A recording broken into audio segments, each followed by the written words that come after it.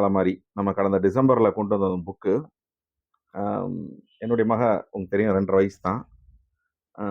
அவளுக்கு வந்து என்னென்னா திருப்பி திரும்பி நம்ம அந்த டோராவே போட்டுட்டு இருக்கோமே அப்படின்னு பார்த்துட்டு அந்த புக்கை புரட்டி அதுலேருந்து ஒன்று ப்ரௌஸ் பண்ணி பார்த்தேன். அதான் அந்த SpongeBob SquarePants. Okay. அதுக்கு பிறகு என்னாச்சுன்னா அவளுக்கு ஒரு கொஞ்ச நேரத்தில் டைவர்ஷன் ஆயிடுச்சு. நான் உட்காந்து ஃபுல்லாக பார்க்கறேன். அவ்வளோ பிரமாதமாக இருந்தது. ஓகே. அதை ஆக்சுவலாக ரொம்ப கொஞ்சம் கொஞ்சம் ஓல்டன் இதுதான் நினைக்கிறேன். அந்த பாப்பாய் இந்த மாதிரி கொஞ்சம் பழையதான். ஆனால் இப்போவும் அந்த குழந்தைங்க வந்து அது அப்சல்யூட் ஆகாம அவங்கள வந்து இப்போ அந்த ஒரு ட்ரெண்டிங்கா அவங்க என்கேஜ் பண்ணதில்ல. ஸோ இந்த உலக சிறுவர்களுக்கான உலக புத்தக அலமாரிங்கிற புத்தகத்தை இதை எந்த அடிப்படையில் நீங்க தொகுத்திருக்கீங்கன்னு சொல்லுங்க. ஓகே, நன்றி ஜேகே. நீங்க அதை பார்க்க ஆரம்பிச்சீங்கன்னு சொன்னீங்க பாத்தீங்களா, அது வந்து அப்போ நீங்க 40% ஒருத்தர். உலக அளவுல ஒவ்வொரு மாதமும் ஸ்பாஞ்ச் பாப் ஸ்கொயர் பேண்ட்ஸ், அந்த பேரை எப்படி நம்ம யோசிச்சு சொல்ல வேண்டியதா இருக்க பாருங்க. Tongue twister. SpongeBob SquarePants. அதை வந்து ஒவ்வொரு மாதமும் அதை ஏதோ ஒரு வடிவில், ஒரு புத்தகமாக, ஒரு காமிக்ஸாக, ஒரு கார்ட்டூன் தொடராக கன்சியூம் பண்றவங்கன்றது கிட்டத்தட்ட 10 கோடி பேர். சரிங்களா? இந்த 10 கோடி பேர்ல 40% மேலானவங்க வந்து 40 வயசுக்கு மேல இருக்கிறவங்க. சரிங்களா? ஆல்மோஸ்ட் பாதிக்கு பாதி வந்து பாத்தீங்கன்னா நம்மள மாதிரி ஆட்கள் தான் அதை நம்ம குழந்தைக்கு பார்க்க வைக்கிறோம், குட்டிங்களுக்கு பார்க்க வைக்கிறோம் அப்படின்னு சொல்லிட்டு நம்ம தான் அதை கன்சியூம் பண்ணிட்டு இருக்கோம். பட் என்கேஜிங்கா இருந்தது. ஆமாம். பட் நம்மள அந்த கதாசிரியர் இருக்கார் இல்லையா, அவர் பேர் வந்து ஸ்டீஃபன் ஹில்லன்பர்க் அப்படின்னு சொல்லிட்டு, அவருக்கு ஒரு 3வது படிச்சுட்டு இருக்காரு அவரு. அப்போ அவருடைய ஸ்கூல்ல வந்து ஒரு டீச்சர் வந்து என்ன சொல்றாங்கன்னா, அப்போ வந்து வியட்நாம் வார் 1969ல வியட்நாம் வார் பீக்ல இருக்கு. இப்போ இவங்க என்ன சொல்றாங்கன்னாக்கா, அந்த டீச்சர் வந்து 2 ராணுவ அணிகள் இல்ல 2 நாட்டு ராணுவ வீரர்கள் சண்டை போடுற மாதிரி நீங்க வந்து ஒரு படம் வரைங்க அப்படின்னு சொல்லி ஒரு அசைன்மெண்ட் கொடுக்குறாங்க. எல்லாரும் வரைகிறாங்க. ஒருத்தர் வந்து பாத்தீங்கன்னாக்கா அந்த பேயோனெட் இருக்கும் பாத்தீங்களா, துப்பாக்கியோட முனையில அதை வச்சு இன்னொருத்தர் குத்துற மாதிரி, இன்னும் 2 பேர் வந்து கத்தி வச்சுட்டு ஃபைட் பண்ற மாதிரி, இன்னும் 2 பேர் வந்து துப்பாக்கியில சுடுற மாதிரி, பீரங்கிகள் தாக்குதல், அப்படி இப்படி எல்லாருமே வரைஞ்சிட்டு இருக்காங்க. அவங்க 2 நாட்டு ராணுவ வீரர்களை யுத்த களத்தில் இருக்குமாறு வரையுங்கள். இதுதான் கொடுக்கப்பட்ட அசைன்மெண்ட். ஸ்டீஃபன் ஹில்லன்பர்க் என்ன பண்றாருன்னா, 2 நாட்டு ராணுவ வீரர்கள், வேற வேற யூனிஃபார்ம்ல இருக்கிற ராணுவ வீரர்கள் கட்டி பிடிச்சிருக்கிற மாதிரி ஒரு ஓவியம் வரைகிறார். சரிங்களா? அந்த ஸ்டீஃபன் ஹில்லன்பர்க் தான் இந்த ஸ்பாஞ்ச் பாப் ஸ்கொயர் பேண்ட்ஸ் உடைய கிரியேட்டர். பாராக் ஒபாமா, முன்னாள் அமெரிக்க ஜனாதிபதி, பிரிட்டிஷ் பிரதமர் கார்டன் பிரவுன், இந்த மாதிரி உலக அளவில் பெரும் புள்ளிகள் எல்லாருமே வந்து ஸ்பாஞ்ச் பாப் ஸ்கொயர் பேண்ட்ஸோட அதிதீவிர ரசிகர்கள். இவங்க பட்டியல நான் இணைஞ்சிருக்கேன். ஆமா. ஸோ அவங்களுமே 40+ தான். சரிங்களா? ஸோ இப்போ முதல் கேள்விக்கு வருவோம். சிறுவர்களுக்கான உலக புத்தக அலமாரி அப்படின்னு சொல்லிட்டு இந்த புத்தகத்தை ஏன் நம்ம உருவாக்கணும் அப்படின்னு சொல்லிட்டு, நான் வந்து பாத்தீங்கன்னா 1998ல இருந்து 97, 98 ஸ்பென்சருக்கு ஆப்போசிட்ல காகித மில்லத் காலேஜ் இருந்தது இல்லைங்களா, அங்க அப்போ ஆரம்ப காலத்துல அங்க புத்தக கண்காட்சி நடக்கும். அதுக்கப்புறமா வந்து பச்சையப்பா காலேஜுக்கு ஆப்போசிட்ல செயின்ட் ஜார்ஜ்ல நடக்கும். அதுக்கப்புறம் இப்போ இங்க நடந்துட்டு இருக்கு ஒய்எம்சிஏல. நான் வந்து எங்க அண்ணா வந்து இஸ் ஒரேஷியஸ் ரீடர்.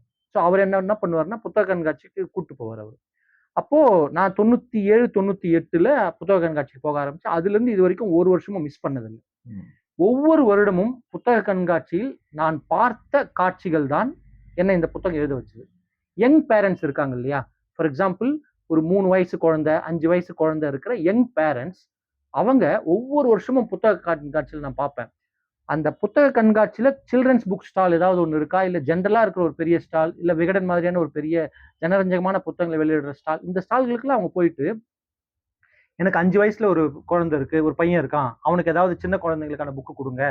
இல்ல ஈவன் நம்ம காமிக் ஸ்டால்லயே கூட வந்துட்டு, எனக்கு 7 வயசுல ஒரு பையன் இருக்கான், 6 வயசுல ஒரு பொண்ணு இருக்கு, அவங்களுக்கான காமிக்ஸ் கொடுங்க, அவங்களுக்கான கதையை கொடுங்க அப்படின்னு சொல்லிட்டு கேட்கறாங்க. இதுல 2 பிரச்சனைகளை நான் பாக்குறேன். ஒண்ணு, பேரண்ட்ஸ்க்கு தெரியல. அவங்க போய் அந்த கடைக்காரர்கள் கிட்ட கேட்டாக்கா, நீங்க கவனிச்சிருப்பீங்கன்னு நினைக்கிறேன், பெரும்பாலும் புத்தக கண்காட்சிகள்ல கடைகள்ல இருக்கிறவங்க வந்து நான் பார்த்த வரைக்கும் தற்காலிக பணியாளர்கள் தான் வைப்பாங்க. அந்த புத்தக கண்காட்சிக்காக இது பண்ணிட்டு, அப்படி இல்லைன்னா பில் போடுறவங்க அந்த மாதிரி தான் இருப்பாங்க அவங்க. ஸோ அங்க அந்த புத்தகத்தை அந்த கடையில இருக்கிற எல்லா புத்தகங்களையும் படிச்சு ரசிச்சு அந்த ஏஜுக்கு, அந்த கேட்டகரிக்கு, அந்த டேஸ்ட் தெரிஞ்ச ரசனையோட சொல்லக்கூடிய ஆட்கள் ரொம்ப ரொம்ப கம்மி. மேபி நம்ம ஷாப்ல இருக்கலாம், ஒரு சில கடைகள் இருக்காங்க அவங்க. பட் மற்ற இடங்கள்லாம் அது ரொம்ப குறைவு. அப்படி இருக்கும் பட்சத்தில் என்னன்னாக்கா, அந்த புத்தக கடைக்காரருக்கு என்ன தோணுதோ, இல்ல எந்த புத்தகத்தை அவர் ப்ரொமோட் பண்ணணும்னு விரும்புறாரோ அதை அந்த பெற்றோர்கிட்ட கொடுத்துட்றாரு அவரு. அதை அந்த பெற்றோர் அந்த பையனுக்கு படிக்க சொல்றாங்க. அது எந்த அளவுக்கு அவனுக்கு கனெக்ட் ஆகும்னு எனக்கு தெரியல. அப்படி இல்லைன்னா அந்த பெற்றோர் அவங்க சின்ன வயசுல இருக்கும்போது எந்த புத்தகத்தை படிச்சாங்களோ அந்த புத்தகத்தை இவங்க வாங்கி தராங்க. ஃபார் எக்ஸாம்பிள் மெஜாரிட்டி நடக்குது. இதான் நடக்குது. 50% இதுவும் 50% அதுவும் நடக்குது. அப்போ பெற்றோருக்கு குழந்தைகளை படிக்க வைக்கணும்னு ஒரு ஆசை இருக்கு, ரொம்ப விருப்பப்படுறாங்க, நல்ல ஐடியாவுமே கூட, நல்ல ஒரு கான்செப்ட் அது, பசங்க படிக்கணும்ன்றது அது. ஆனால் அவங்க கொடுக்குற புக்கு தப்பா இருக்குன்னு வச்சுக்கோங்களேன். இது இந்த தெனாலிராமன் பூனை கதை தான். பூனைக்கு ரொம்ப சூடா ஒரு தட்டுல சூடா இருக்கிற ஒரு பால் நீங்க வச்சுட்டீங்கன்னா பூனை அதுக்கப்புறம் அந்த பாலை குடிக்கவே குடிக்காது. அந்த மாதிரி படிக்கணும்னு நினைக்கிற பெற்றோர்கள் படிக்க வைக்கணும்னு ஆசைப்பட்டு அவங்க பையனுக்கு ஒரு தவறான புத்தகம்னா நீங்க சரியான கான்டெக்ட்ல பார்க்கணும். அந்த வயதிற்கு ஏற்ற ஒரு புத்தகமா அது இருக்கணும். எனக்கு நான் பிரிட்டிஷ் லைப்ரரியில எல்லாம் பார்த்திருக்கேன். நிறைய அமெரிக்க பிரிட்டன்ல இருந்து வர்ற சிறுவர் புத்தகங்கள் எல்லாமே வந்து புத்தகத்தோட முதல் பக்கத்துல அவங்க ஏஜ் கேட்டகரி போடுவாங்க. பிட்வீன் ஏஜஸ் 4 to 7 அப்படின்றதெல்லாம். அதை தாண்டி இன்னொரு விஷயத்தை அவங்க போட்டிருப்பாங்க, லெக்சிகோகிராஃபி அப்படின்னு போடுவாங்க. ஒரு புத்தகத்திலையும் எவ்வளவு வார்த்தைகள் படுத்தப்பட்டு இருக்கு அப்படின்னு சொல்லிட்டு. அது ரொம்ப முக்கியமான ஒரு கவுண்ட். ஏன்னா சிறுவர்கள் 5 வயசு இருக்கிற வரைக்கும் அவனுக்கு இவ்வளவு வார்த்தைகளை தான் கம்ப்ரஹெண்ட் பண்ண முடியும் அப்படின்னு சொல்லிட்டு ஒரு விஷயம் இருக்காது. அதனாலதான் அந்த ஏஜ் கேட்டகரி கொண்டு வரும்போது கிளாசிபிகேஷன்ல அந்த லெக்சிகோகிராஃபி கவுண்ட்டும் கொண்டு வந்து வைக்கிறாங்க அவங்க.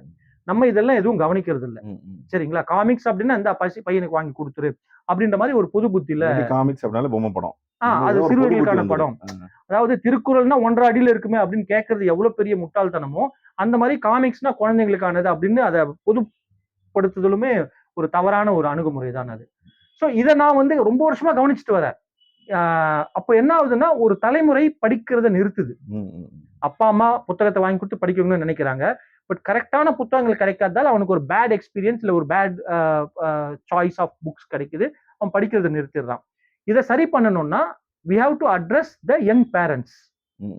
ஸோ புத்தக கண்காட்சிக்கு வருகிற இளம் பெற்றோர்களுக்கு ஒரு கைடாக தான் இந்த புத்தகத்தை எழுதியிருக்கும். சரிங்களா? இந்த புத்தகத்துல நீங்க பாத்தீங்கன்னா கடந்த 10 ஆண்டுகளில் உலக அளவில் ட்ரெண்ட் செட்டராக இருக்கிற புத்தகங்கள் தான் இதுல வந்திருக்கு. ட்ரெண்ட் செட்டர் அப்படின்னு நீங்க பாத்தீங்கன்னா ஒவ்வொரு வகையிலும் ஏதோ ஒரு விஷயத்தில் புதுமைகளை செஞ்சிருப்பாங்க. சோ இப்போ நம்ம வந்து பாத்தீங்கன்னாக்கா இதுல ஒரு 2வதா வந்து ஒரு கதை ஒண்ணு இருக்காது இந்த புத்தகத்துல. 2வது புத்தக அறிமுகம் ஒண்ணு இருக்குது, மெர்சி வாட்சன் அப்படின்னு சொல்லிட்டு. சரிங்களா? இந்த மெர்சி வாட்சன் புத்தகம் வந்து பாத்தீங்கன்னா ரொம்ப சிம்பிளான ஒரு கதை, ஒரு ஒரு ஒரு பன்னிக்குட்டியை பத்தி ஒரு கதை அது. ஆனால் அந்த புத்தகம் வரும்போது கேட் டிமிலோ அப்படின்னு சொல்லிட்டு ஒரு ரைட்டர் அவங்க என்ன பண்றாங்கன்னா ஒரு விஷயத்தை ஆரம்பிக்கிறாங்க.